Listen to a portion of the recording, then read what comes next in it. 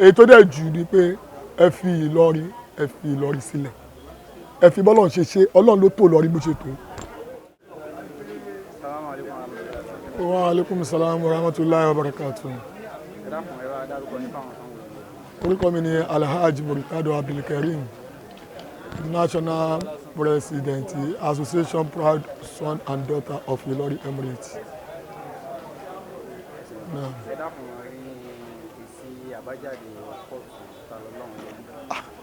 Èsì àbájáde tí Ọlọ́run tí àtúbájáde lẹ́nu kóòtù sọ fún wa pé ká tún jẹ́ kó di on the 19 bó tẹ̀ jẹ́ bó ṣe jẹ́ sí pé èmi wá tẹ̀ ti rọ̀ wípé tí wọ́n bá fẹ́ pé tó bá wà pé kájọ sọ̀rọ̀ wípé kí gbogbo kíní yìí oníkálukú dúró ní ààyè tiẹ̀ kí wàhálà má sí kí jọ̀gbọ̀n má sí àmọ́ àwọn ṣàṣọ pé dandan àwọn fẹ́ yé kí ni wọ́n fẹ́ ṣe case àwọn fẹ́ fa wàhálà because lọ́tún ló sì làwọn èèyàn ń pè wá ibi kan báyìí lẹ́mìí láti sọ pé a fẹ́ fìyà jẹ nìkan nítorí ẹni tọ́lọ́wọ́ bá fìyà jẹ kò sẹ́dá kan tó lè fìyà jẹ àmọ́ gẹ́gẹ́ bí èyí táwọn gbé wá because èmi ti rí i pé nǹkan tá à ń fọ àkọni nǹkan tó wà lẹ̀ ọ̀tọ̀ níbi tá à ń lọ ọ̀tọ̀ nìkan táwa ń wò ọ̀tọ̀ nìkan tó wà lẹ̀ tó bá jẹ́ pé nǹkan tó wà lẹ̀ ni tá a bá sọ̀rọ̀ tòbínúbí ni àmọ́ ó ní tájẹ̀tì wọn ìwé tó bá rí pé tó bá pé nǹkan tó wà lẹ̀ ni lágbájá má ṣe báyìí mọ́ o má ṣe báyìí mọ́ má kọjá kólíkàkú náà kàdé ṣe pé kíní àwọn ọmọ orí pé ibi tí wọ́n yìí ń lọ ó jì gan àmọ́ mi dé gbogbo ẹ̀ dé àfọwọ́sí àfi gbogbo ẹ̀ sí ọ̀dọ̀ Ọlọ́run àmọ́ àwọn akọ́lá fi yà jẹyàn Ọlọ́run bá ní ó ṣeun tó wù nítorí kò sẹ́dá kan tó lè fi yà jẹ nìkan àwọn náà ni kí wọ́n bá sọ̀rọ̀ kí tó bá ní kó mi sùúrù wípé kí omi kó tó á tó tó bá dẹ̀ ní bákan náà dẹ̀ ni àmọ́ gbogbo nǹkan yẹn gẹ́gẹ́ bí gbogbo àwọn èèyàn pé páwọn kan fẹnu já wáyà tó ń sọ gbogbo ẹ̀ bọ̀tàwó padà àrùn yẹn mọ́ àárùn ti tàwọn èèyàn tó jọ ọmọlúàbí ní tó pa àwọn ọmọlúàbí kan bẹ táwọn yẹn ń pè tọ́dẹ̀ jíyàn pàtàkì táyà ń ṣe kí ni tí à ń mú bọ̀wọ̀ fún tó ń bá wa sọ̀rọ̀ tó dẹ̀ ń bá àwọn bàbá náà sọ̀rọ̀ káyà pa àmọ́ àwọn ẹni tí nǹkan wà lọ́dọ̀ ẹ̀ yìí ó níbi tó ń lọ kìí ṣe nǹkan tá a rò pé ó wà nílẹ̀ yìí ló wà nílẹ̀ wọ́n kọ́ rí pé ókè ìgbà tó ti kú di bábà yìí ẹ jẹ́ ká fi opportunity ẹ lọ bí tí wọ́n lọ but a ṣe pẹ̀lẹ́pẹ̀lẹ́ nítorí Ọlọ́run ò bá ní ṣe kò sẹ́dá kan tó lè ṣe o èyí tó dẹ̀ jù ni pé Efi Ilorin Sile ẹ fi bọ́lọ̀ ṣe ṣe Ọlọ́run ló tó Ìlọrin bó ṣe tó Ọlọ́run ló ti tó Ìlọrin bó ṣe tó ẹ má dàpọ̀ mọ́ yín ẹ má dàpọ̀ mọ́ kankan ẹ fi lẹ́bọ̀lọ̀ ṣe ṣe ẹ fi lẹ́bọ̀lọ̀ ṣe ṣe oníkálukú náà ló nílùú ẹ̀ ẹ bá lọ́gbà ń jáde à ń ṣe gbàgbà oníkálukú wa ń lọ ẹ lè rí ọmọ Ìlọrin gan kó lọ fọwọ́ láàmì kan kó a lọ máa dúró kó lọ máa lalẹ̀ ńlú onílù báwo lára àtàṣe máa lalẹ̀ nílọrin ẹ jẹ́ ká bẹ̀rù Ọlọ́run ẹ jẹ́ ká bẹ̀rù ọba tó ní wá gbogbo wa táwa ẹ ká bẹ̀rù Ọlọ́run o ẹ fi wálẹ̀ ọlọ́mọ ẹrú ni wá àdèlẹ́rú pé wa kí wá ní wàhálà wọ́n ti kó yín lẹ́rú ẹ fi wálẹ̀ kí wá ní ìjọ̀gbọ̀n lára ni wá ní gbogbo ẹni wá ẹ̀yin wá sọ pé dandan kò yẹ kó jẹ́ kí ni ò yẹ kó jẹ́ bẹ́ẹ̀ ọmọ bíi ni ẹ ṣe pẹ̀lẹ́pẹ̀lẹ́ salamu alaikum Ìlọrin wọ́n gbé bí o ní wàhálà ti ẹlẹ́rìí Ìlọrin Ọlọ́run bá kúkú ònu Nàìjíríà kó ṣe Nàìjíríà mo fi gbogbo ẹnu ni mo fi sọ Ọlọ́run bá mú kúrò nínú Nàìjíríà tẹ bá rò pé ẹkọ fẹ́ yọ Ìlọrin yẹn pé ó yá o Ìlọrin o àtẹjọ tó jẹ́ bẹ́ẹ̀ mọ̀ wàláhì ó pọ́sí tó bá sí Nàìjíríà mọ̀ kì í ṣe kékeré ibi tàbí ẹ ń bìlìfù pé ẹ fẹ́ dojú kan yẹn ibẹ̀ gangan ní ibẹ̀ gangan ibẹ̀ àánú Ọlọ́run láàárín látara bẹ̀ sí Nàìjíríà ibẹ̀ gangan ní transformer tí bàrí tí Nàìjíríà àṣírí mo sọ fún yín yẹn àṣírí iná Nàìjíríà tálùbáríkà tó fi dàbẹ̀ ní pé kò sí ìlú kankan ní Áfíríkà tó fi fún Áfíríkà ibi tó wà nìyẹn. bọ́tọ̀ lè rí bẹ́ẹ̀ o nípa sọ̀dùn ẹnu wọn dùn ẹnu wọn pọ̀ ẹgbẹ́ ti bẹ́ẹ̀ yẹn but kọ́ lọ béèrè gbogbo òtàn nítorí ó ní nǹkan tó fi tẹ ìlú oníkálukú dúró ẹgbẹ́ ti bẹ́ẹ̀ sí àmọ́ tó fi tẹ bíi ní tó lágbára ni ẹ jẹ́ kọ́ ká ṣe pẹ̀lẹ́pẹ̀lẹ́ ẹ fi Nàìjíríà ẹ fi Ìlọrin lẹ̀. alhamdulilayi baba Bariga ti sọ ọ̀pọ̀lọpọ̀ ẹ̀ka ṣàdúrà Ìlọrin gangan àdúrà tó ṣe gangan ní Ìlọrin àdúrà tí bá kọ́ jí ní ayé mi láyé tí bá rántí pé ọmọ Ìlọrin ni mí ẹ̀mí mi á dẹ̀ balẹ̀ gbé mo kàn rántí pé ọmọ Ìlọrin ni mí o Ìlọrin ló ti bí mi o Ìlọrin ni wọ́n ti bí bàbá mi Ìlọrin ló ti bí ìyá mi èmi gangan wọn wá ṣe mistake lọ bí mi síbò mi wọ́n tún bí mi sí Ìlọrin kò ságbára kan tí bàbá Bariga ń lò bàbá Bariga ò súpà jù kankan lọ Ìlọrin gangan ní súpà ẹ wá ní kí wá lajúlẹ̀ kò possible náà ẹgẹ́ ti bẹ̀ kò possible bọ́ ní kálukú ẹ jẹ́ ká jẹ́jẹ́ fún orí ẹ fi Ìlọrin ẹ fi sílẹ̀ àwa tá a jẹ́ ọmọ Ìlọrin là ń sọ fún yín pé ẹ fi wá lẹ̀ ẹ fi wá sílẹ̀ Ìlọrin ilẹ̀ Yorùbá ní ilẹ̀ ẹran tápà ní ẹ fi wá lẹ̀ ẹ fi wá lẹ̀ àwa ń gbé pẹ̀lú rọrùn àwọn ò fẹ́ ń jà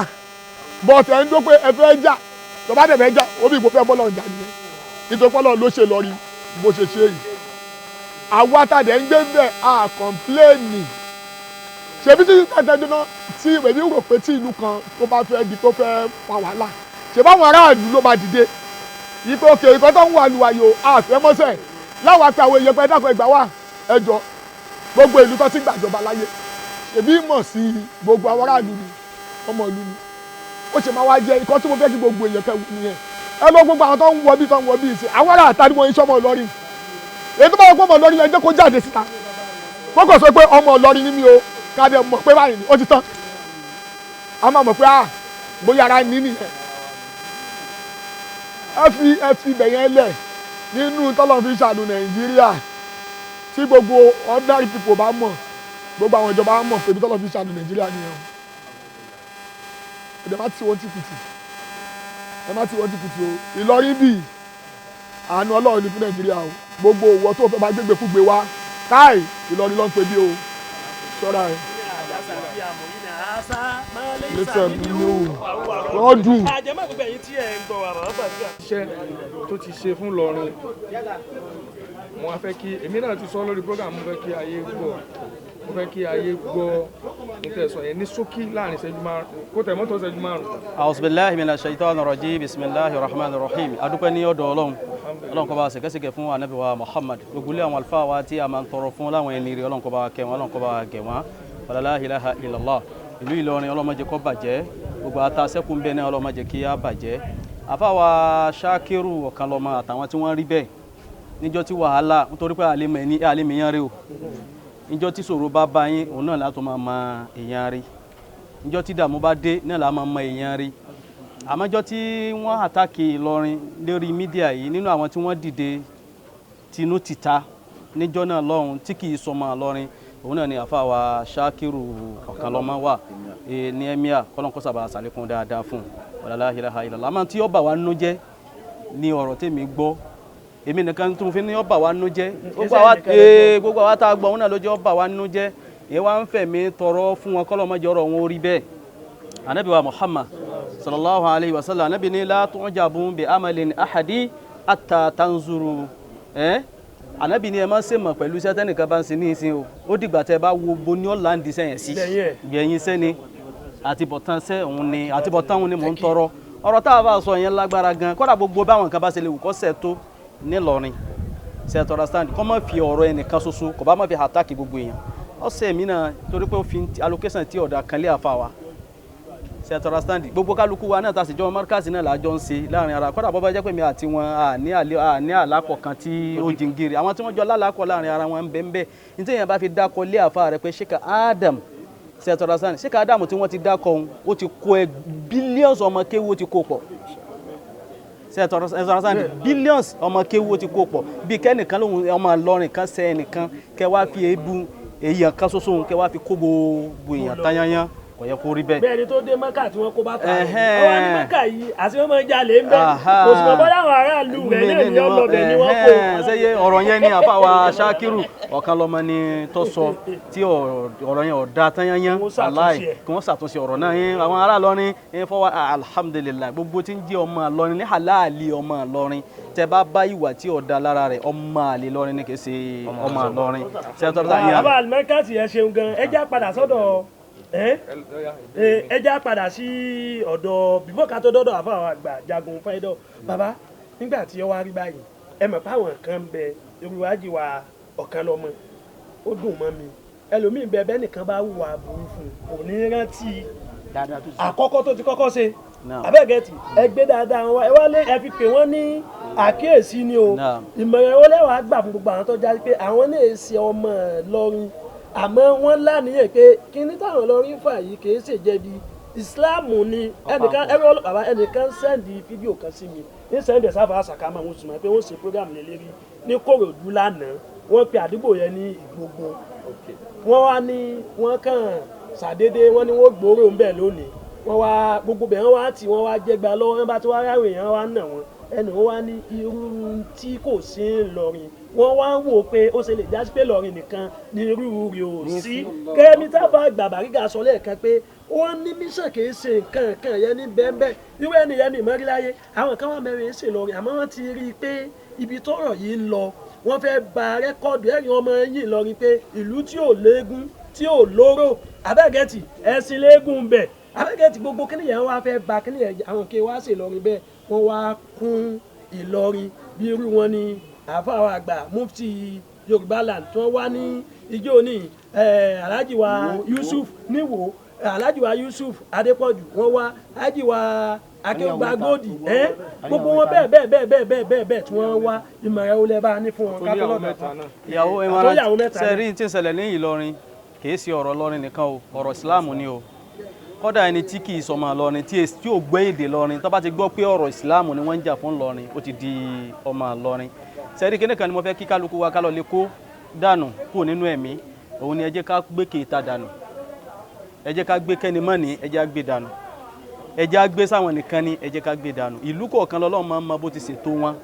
bó ṣe parí iṣẹ́ wọn ló jẹ́ kí n sọ ń jò ní pé ìlú tẹ́rí tá a wà yí gbogbo èèyàn ló kó mára àfẹni tó bá yọra rẹ̀ kó mẹ́ẹ̀ tó o bá ti jẹ́ mùsùlùmí tó o bá ti wà ńlọrin o ti dọ́mọ Ìlọrin tó o bá ti jẹ́ mùsùlùmí tó o bá ti wà ní Ìlọrin o ti dọ́mọ Ìlọrin tó o bá ti jẹ́ mùsùlùmí tó o já àfà tó o bá ti wà ńlọrin o ti di chief imam àìmọye ẹni tí kì í sọmọ Ìlọrin tí ń fọwọ́ lálẹ́ ńlú yìí ju ọmọ ìlú gan lọ látara kíni látara ẹ̀sìn ìmọ̀ràn tá a ní fún gbogbo wa náà ni pé bí Ọlọ́run ti ní kálukú wa ká dó tira wa nígbà tí ọ̀rọ̀ ẹ̀sìn délẹ̀ yìí ẹ dákun gbogbo ibi tá a bá ti rí àwùjọ ìsìláàmù láyé bẹ́ẹ̀ náà lọ́ọ́ da ká máa dó tì wọ́n ká gbà pé innamal mu'minuna ikhwa ọmọ ìyá kan náà ni gbogbo wa o. Wa alaikum salaam wa rahmatullahi wa barakatuh. ẹ dákun àwọn èèyàn ti mọ̀ yín àfihàn tẹ̀lé mọ́kẹ́ máa dárúkọ yín wá ní orí mọ́ àwọn ọ̀nà ẹ dákun ní òní ọ̀dún 12 a gbọ́ pé Tani Olohun wọn tó gbé ẹ̀sùn rẹ̀ míì wá sí ilé ẹjọ́ lé ní tó láti fẹ́ gba béèlì rẹ̀ lórí ẹ̀sùn míì ẹ dákun kí ni sí àbájáde ilé ẹjọ́ lé ní. adúpẹ́ fọ́lọ́run alhamdulillahi rabbil alamin. Gẹ́gẹ́ bí gbogbo a ṣe mọ̀ pé ní on the 12th of September àná ni wọ́n gbé Tani Olohun wá sí upper area court fún direct complaint but èní yìí òun ni wọ́n gbé èní yìí ni case ẹ̀ ń come up níwájú magistrate gẹ́gẹ́ bí gbogbo náà dẹ̀ ṣe mọ̀ pé àkọ́kọ́ gbàrà ní on the 17th of August tí wọ́n máa kọ́kọ́ arraign Tani Olohun wájú magistrate ni wọ́n ti arraign ẹ̀ magistrate náà ni wọ́n ní kán lọ remand ẹ̀ nígbà yẹn so bail application tí wọ́n file tí wọ́n fún ní déètì èní yìí òun ni a wá gbọ́ pẹ̀lú counter affidavit tí àwọn prosecutor tí wọ́n fi react sí application so ìgbà tí kóòtù sit lẹ́nìí àwọn lọ́ọ̀yà Tani Olohun wọ́n move bail application wọn àwọn lọ́ọ̀yà títí ìjọba tó ń represent ìjọba nípa ti àtàwọn lọ́ọ̀yà tí a represent complainant nominal complainant tí a jẹ́ 7 àwa náà wà níbẹ̀ tí a sọ̀rọ̀ tí ọ̀gá wa US imam tí wọ́n lead wa so bọ́n tó ṣẹlẹ̀ lẹ́ni ni pé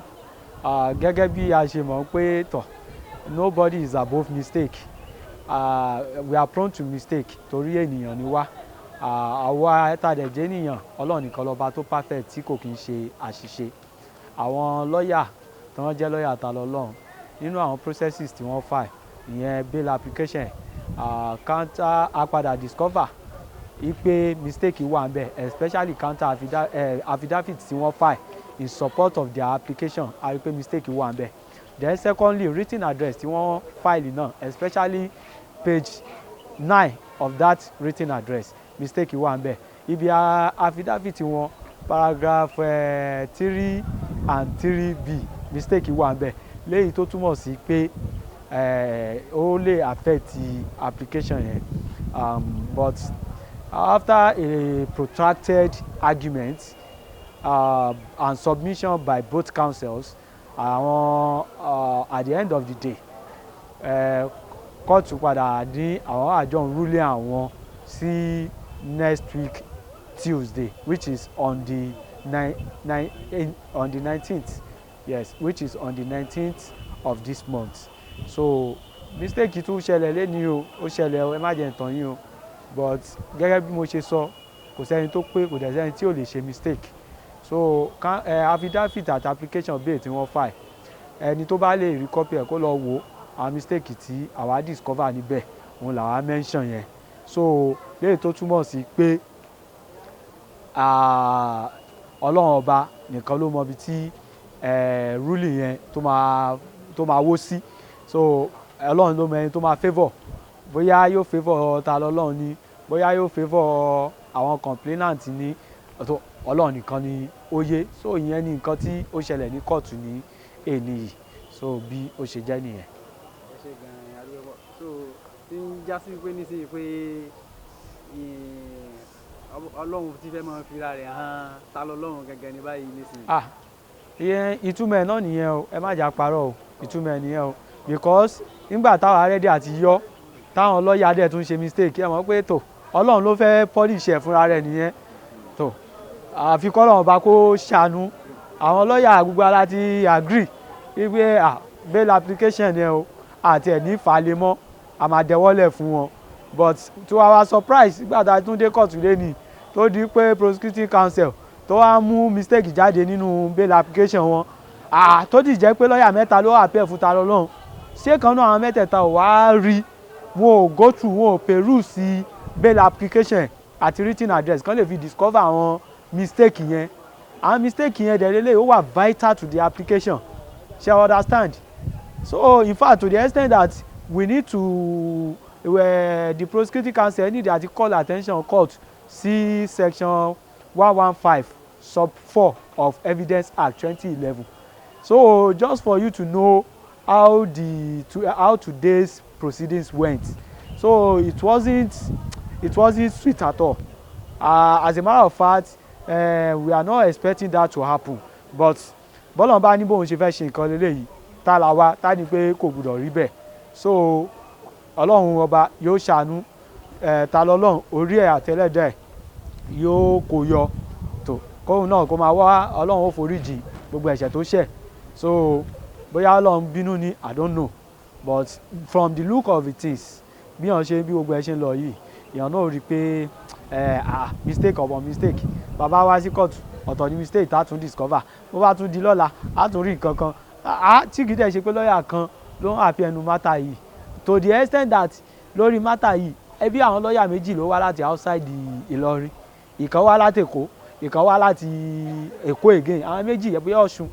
so kó wá jẹ́ pé bí ó ṣe wá rí yẹn ìkan náà àwọn lọ́ọ̀yà yẹn mi ò tiẹ̀ ro anything pé ti wàhálà tí ẹni yìí undergo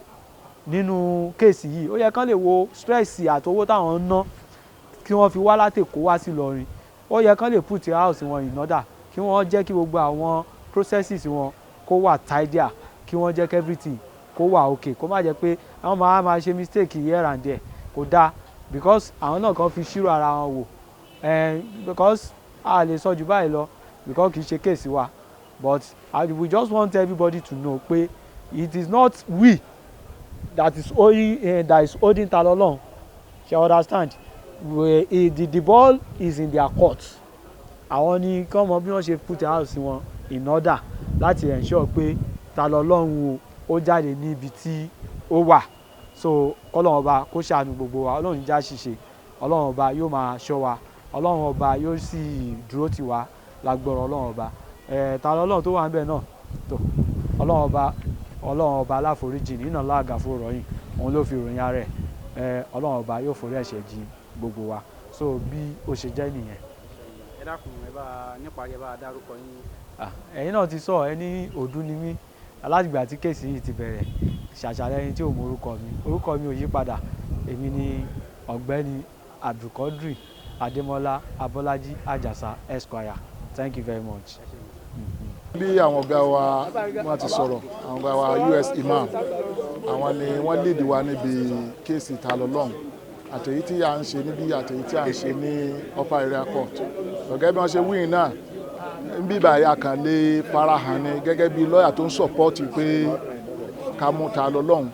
kó lè jẹ́wọ́ ẹ̀ṣẹ̀ rẹ̀ fọ́lọ́run bóyá ọlọ́run a lè foríjì ní torí pé ọba aláàánú lọ́lọ́run so kì í ṣe pé a lè wí nǹkan kan but a lè mọ tipping ní àwọn point tó bá yẹ kí prosecution sọ àti má sọ yìí gbé yìí wá má ti gbé yìí wá káwa náà kàn máa guide ẹ̀ báyẹn to the right path so gẹ́gẹ́ bí ìmọ̀ràn ó ní pé fún gbogbo àwọn mùsùlùmí akíra wa kú eríire lójú ọ̀nà tá a bára wa yìí Ọlọ́run kó mọ̀ mú wa kó ń bẹ̀ láéláé ìsìláàmù ẹ̀sìn tó rọrùn púpọ̀ ní ẹ̀sìn àlàáfíà ni ẹ̀sìn tó ti gbé òfin bá ṣe máa lò gbésí ayé wa látọ̀dọ̀ Ọlọ́run gẹ́gẹ́ bí manual táwọn olóyìnbó náà máa ń ṣe sí gbogbo electronics àti gbogbo nǹkan tí wọ́n bá ń ṣe pé báyìí lẹ ṣe lè máa lò ó tẹ́ bá fẹ́ kó tọ́jọ́ báyìí lẹ ṣe lè máa lò ó tẹ́ bá fẹ́ ṣòfò owó yín lára nǹkan tẹ́ rà yìí gẹ́gẹ́ bẹ́ẹ̀ náà làlùkùránì jẹ́ fún wa a sì fẹ́ kí àwọn mùsùlùmí ká mọ̀ ní bàbàrà ká sì mọ̀ gẹ́gẹ́ bí ojú ọ̀nà tí Ọlọ́run fún ìran míì àyàfi mùsùlùmí nìkan lọ́run fi dá lọ́lá ó ti fún wa pé gbogbo tá a bá sọ inna sam'a wal basara wal fu'ada kullu ulaika kana anhu mas'ula ba'da al-isti'adha wal basmala ẹ̀rí ó ní ojú ríran wa tá a fi ríran ká sọ ká mọ̀rún tá a mọ̀ rí ká mọ̀rún tá a mọ̀ wò níran ọkàn wa tá a mọ̀ fi ronú ká sọ ká mọ̀rún tá a mọ̀ rò bẹ́ẹ̀ ní ọbọ̀kan bá ti bàjẹ́ gbogbo ara yòókù náà bàjẹ́ ọkàn ta lọ́lọ́run ló bàjẹ́ ni gbogbo nǹkan fi ń bàjẹ́ fún báyìí so bí mùsùlùmí bá ń bẹ kó dúró tọ́lọ́run dáadáa ká sì mọ tá a bá máa fi etí wa gbọ́ ká má gbọ́gbọ́kúgbọ́ ó fi hàn pé tá a bá rírí kúrí tá a gbọ́gbọ́kúgbọ́ a ní máa sọ̀sọ́kúsọ so ìsọkúsọ iná ló gbé débi tó dé yìí so káà mùsùlùmí ká sọ ahọ́n wa ọlọ́ọ̀bá ló sọ wa lára kó ń bẹ̀ a sì dúpẹ́ pé a ti ń lò ó sì ń jẹ́ fún wa ọlọ́run mọ́sàájú máa jẹ́ fún wa sí